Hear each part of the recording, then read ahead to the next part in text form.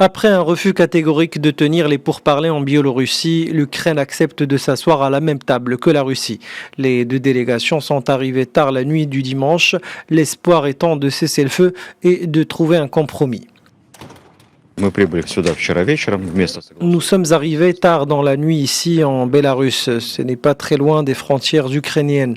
Malheureusement, nous n'avons pas pu dormir toute la nuit car on attendait la délégation ukrainienne. Eu égard à la situation conflictuelle, nous sommes ici aujourd'hui pour trouver une solution et un accord le plus vite possible. Vladimir Medinsky préside donc la délégation russe, tandis que celle de Kiev est conduite par le ministre ukrainien de la Défense Oleksiy Reznikov, qui est arrivé en tenue militaire. Chers amis, le président biélorusse m'a demandé de vous accueillir et de vous offrir tous les moyens qui faciliteront ces pourparlers. Comme discuter avec Zelensky et Poutine, vous pouvez vous sentir en totale sécurité ici. C'est notre devoir sacré.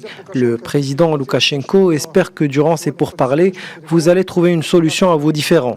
Tous les Biélorusses prient pour vous. Toutes vos demandes seront prises en considération.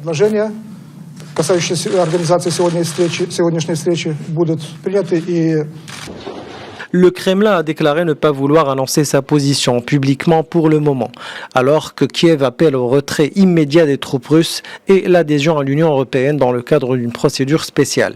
Selon l'armée russe, pour le moment, l'objectif principal reste de prendre d'assaut la capitale ukrainienne Kiev. Dans le reste des autres villes, la bataille fait rage, surtout autour du port d'Odessa. Dans la zone de Mariupol, la Russie n'abandonne pas la tentative d'un débarquement naval. À Kharkiv, de fortes explosions se sont produites ces derniers jours.